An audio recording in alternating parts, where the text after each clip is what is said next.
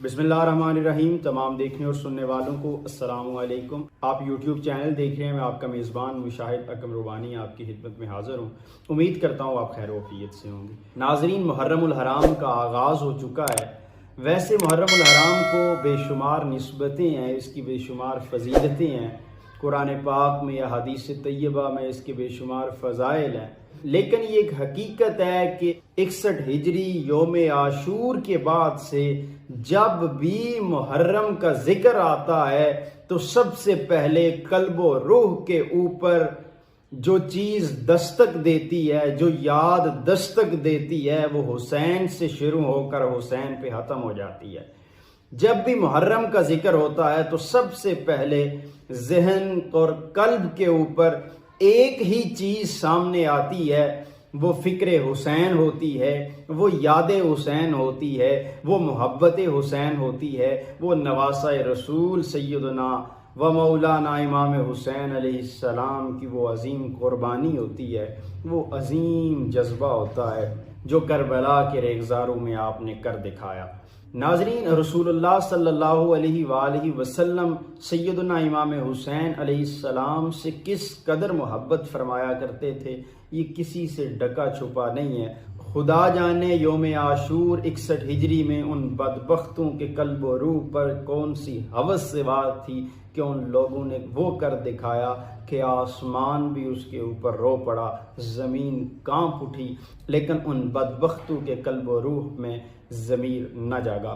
ناظرین، سیدنا امام حسین علیہ السلام کے ساتھ رسول اللہ صلی اللہ علیہ وسلم بے حد محبت فرمایا کرتے تھے۔ حصول برکت کے لیے چند احادیث طیبہ آپ کے سامنے رکھتا ہوں۔ امام نسائی سنن الکبریٰ کے اندر روایت کرتے ہیں کہ حضور علیہ السلام نے ارشاد فرمایا، یہ حضرت عبداللہ ابن مسعود رضی اللہ تعالیٰ عنہ سے روایت ہے، حضور علیہ السلام نے فرمایا، جس نے مجھ سے محبت کی اس پر لازم ہے کہ وہ ان دونوں یعنی حسن اور حسین کے ساتھ محبت کرے۔ جو آج رسول اللہ صلی اللہ علیہ وآلہ وسلم کی محبت کا دم بھرتے ہیں، رسول اللہ کی محبت کے گیت گاتے ہیں، لیکن جب بھی وہ آل رسول کا نام لیتے ہیں، وہ نواسہ رسول کا نام لیتے ہیں، وہ سیدہ شباب اہل الجنہ کا ذکر کرتے ہیں، وہ رسول اللہ کی دیگر اولاد کا ذکر کرتے ہیں، دیگر اہل بیت کا ذکر کرتے ہیں، وہ حضور مولا کائنات کا ذکر کرتے ہیں، وہ سیدہ فاطمہ الزہرا کا ذکر کرتے ہیں، تو سب سے پہلے جو فکر انہیں دامنگیر ہوتی ہے وہ افضل و مفضولیت کی ابحاث ہوتی ہیں۔ آج ایک پوسٹ نظر سے گزری، ایک موصوف یکم محرم الحرام کو سیدنا عمر فاروق رضی اللہ تعالیٰ عنہ کا دن منانے کی ترغیب دے رہے تھے، اور انہوں نے پوسٹ کے اندر جو آخری جملہ لکھا وہ یہ تھا کہ مسلمانوں کو پتہ ہونا چاہیے کہ یکم محرم اس ہستی کا دن ہے جو حضرت امام حسین سے افضل ہیں۔ سمجھ نہیں آتی کہ لوگوں کو اس چیز کی ضرورت کیوں پیش آتی ہے۔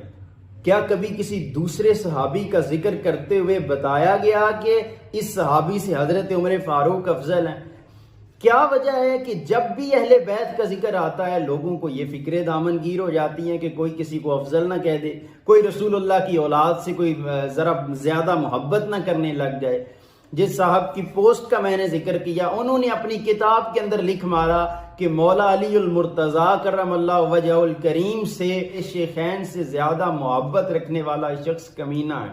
استغفر اللہ العظیم الیاذ باللہ۔ رسول اللہ کی احادیث کو آگ لگا رہے ہیں۔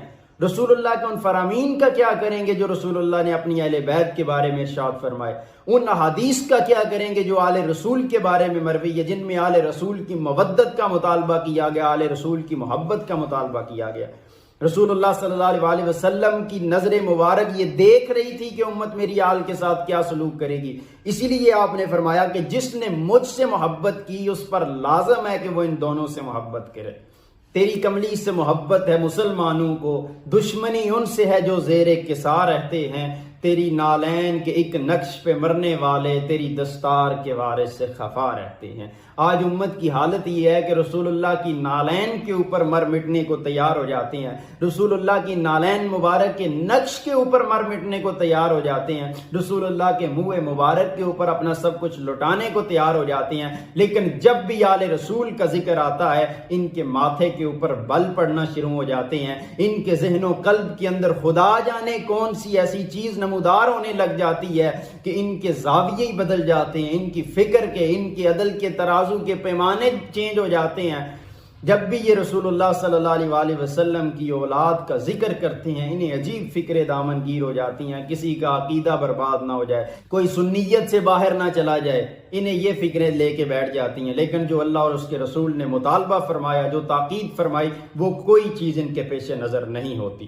ناظرین، پھر حضرت سلیمان فارسی رضی اللہ تعالیٰ عنہ بیان کرتے ہیں کہ میں نے حضور علیہ الصلوۃ والسلام کو فرماتے ہوئے سنا، جس نے حسن اور حسین سے محبت کی اس نے مجھ سے محبت کی، اور جس نے مجھ سے محبت کی اس سے اللہ نے محبت کی، اور جس سے اللہ نے محبت کی اللہ نے اسے جنت میں داخل کر دیا۔ اس حدیث پاک کو امام حاکم نے مستدرک میں بیان کیا، امام طبرانی نے المعجم الکبیر کے اندر بیان کیا۔ ناظرین، پھر حضور علیہ الصلوۃ والسلام کے امام حسین سے محبت کا عالم یہ تھا کہ جب بچپن میں جبریل امین آپ کی بارگاہ میں حاضر ہوئے، امام حسین علیہ السلام کی شہادت کی خبر دی تو آپ صلی اللہ علیہ وآلہ وسلم کی چشمان مقدس سے آنسو روا ہو گئے۔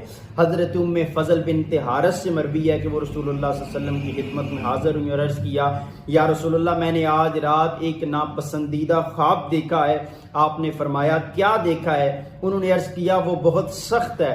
آپ نے فرمایا وہ ہے کیا؟ انہوں نے عرض کیا میں نے دیکھا کہ آپ کے جسم اطہر کا ایک ٹکڑا کاٹ کر میری گود میں ڈال دیا گیا۔ تو آقا کریم نے فرمایا تم نے اچھا خواب دیکھا ہے، میری بیٹی فاطمہ انشاءاللہ بیٹے کو جنم دے گی اور وہ تمہاری گود میں دیا جائے گا۔ پھر حضرت فاطمہ رضی اللہ تعالیٰ عنہا کے ہاں امام حسین علیہ السلام پیدا ہوئے تو وہ میری گود میں تھے۔ ایک دن میں رسول اللہ صلی اللہ علیہ وآلہ وسلم کی خدمت اقدس میں حاضر ہوئی اور امام حسین کو آپ کی گود میں دے دیا۔ پھر میں نے اچانک دیکھا کہ رسول اللہ صلی اللہ علیہ وآلہ وسلم کی چشمان مقدس سے آنسو رواں ہو گئے اور رسول اللہ صلی اللہ علیہ وآلہ وسلم زار و قطار رونے لگے۔ میں نے عرض کیا یا رسول اللہ، میرے ماں باپ آپ پر قربان ہوں، کس چیز نے آپ کو رلایا؟ آپ کو کیا ہوا ہے؟ آقا کریم نے ارشاد فرمایا میرے پاس جبریل امین آئے تھے اور مجھے خبر دی کہ بے شک میری امت میرے اس بیٹے کو ان قریب شہید کر دے گی۔ حضرت ام فضل بنت حارث کہتی ہیں میں نے کیا اس بیٹے کو یعنی امام حسین کو؟ رسول اللہ نے فرمایا ہاں، میری امت میرے شہزادے حسین کو شہید کر دے گی، اور میرے پاس اس کے مقتل کی سرخ مٹی بھی جبریل امین لے کر آئیں۔ اور رسول اللہ صلی اللہ علیہ وآلہ وسلم یہ بات بتاتے ہوئے زار و قطار رو رہے تھے، آپ کی چشمان مقدس سے آنسو رواں تھے۔ آج امام حسین کی شہادت کے اوپر کسی کی آنکھوں سے آنسو آ جائیں، کوئی غم حسین کی بات کر دے، کوئی شہادت حسین کے اوپر رونے کی بات کر دے تو لوگ اس کے اوپر فتوے لگانا شروع کر دیتے ہیں، لوگوں کو سنیت کا دائرہ کار نظر آ جاتا ہے۔ لیکن غور کریں، رسول اللہ صلی اللہ علیہ وآلہ وسلم ابھی شہادت ہوئی نہیں، امام حسین ابھی چھوٹے بچے ہیں، رسول اللہ صلی اللہ علیہ وسلم کی گود میں ہیں، اتنی کم عمر ہے، اور رسول اللہ صلی اللہ علیہ وآلہ وسلم کو جب جبریل امین نے یہ خبر دی کہ آپ کی امت آپ کے نواسے کے ساتھ یہ سلوک کرے گی تو میرے مصطفیٰ کی آنکھوں سے آنسو رواں ہو گئے۔ رسول اللہ صلی اللہ علیہ وآلہ وسلم رونے لگے امام حسین کی شہادت کو یاد کر کے۔ تو 61 ہجری یوم عاشور کے دن جو ظلم و ستم ہوا کربلا کے ریگزاروں میں، کیا اس کے بعد جو شخص غم حسین کے اندر روتا ہے، خدا جانے لوگوں کو اس کے اوپر کیوں فکر ہوتی ہے، لوگ اس کے اوپر کیوں فتوے لگانا شروع کر دیتے ہیں۔ حضرین، میں بات کو سمیٹتا ہوں، یہ حدیث پاک کے متعلق علامہ مناوی بیان کرتے ہیں کہ امام شریف سمودی نے کہا کہ یہ بات طے شدہ ہے کہ سیدہ کائنات کی اولاد ان کے جسم کا ٹکڑا ہے اور وہ ان کے واسطہ سے حضور علیہ الصلوۃ والسلام کے جسم کا ٹکڑا ہے، کیونکہ آقا علیہ السلام نے ارشاد فرمایا تھا فاطمہ تو بضعۃ منی، فاطمہ میرے جسم کا ٹکڑا ہے۔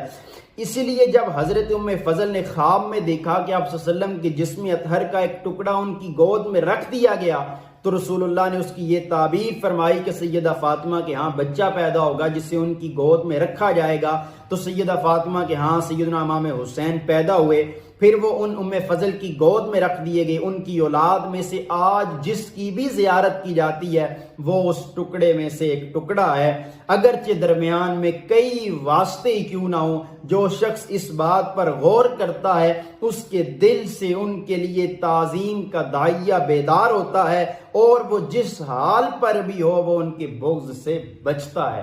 یعنی امام سمودی یہ بیان کر رہے ہیں کہ اس حدیث مبارکہ سے یہ پتہ چلتا ہے کہ آج تک بھی جو بھی سیدہ کائنات اور امام حسین کی اولاد سے ہوگا تو وہ رسول اللہ صلی اللہ علیہ وسلم کے جسم کا ہی ایک ٹکڑا ہے، اور جو بھی اس چیز کو سامنے رکھے گا اور جس کے بھی ذہن کے اندر یہ بات ہوگی وہ ان ہستیوں کے بغض سے محفوظ رہے گا۔ رسول اللہ صلی اللہ علیہ وسلم کی حدیث کا مطالعہ کیا جائے تو ہمیں پتہ چلتا ہے کہ رسول اللہ ان ہستیوں سے بہت محبت فرمایا کرتے تھے۔ اگر آج کوئی شخص اس قدر محبت کرتا ہے تو یہ ایمان کا تقاضا ہے۔ اس وقت تک ایمان ہی مکمل نہیں ہوگا جب کوئی شخص آل رسول کے ساتھ دل و جان سے محبت نہیں کرے گا۔ رسول اللہ کی احادیث بتاتی ہیں کہ اگر مجھ سے محبت کے دعوے دار ہو تو حسن و حسین کے ساتھ محبت کیا کرو، میری اولاد کے ساتھ محبت کیا کرو، سیدہ فاطمہ زہرا کے ساتھ محبت کیا کرو، مولا کائنات کے ساتھ محبت کیا کرو۔ ناظرین، اللہ کریم کی بارگاہ میں التجا ہے اللہ کریم ہمیں آل رسول کے ساتھ محبت اور مودت کی توفیق عطا فرمائے۔ والسلام علیکم ورحمۃ اللہ وبرکاتہ۔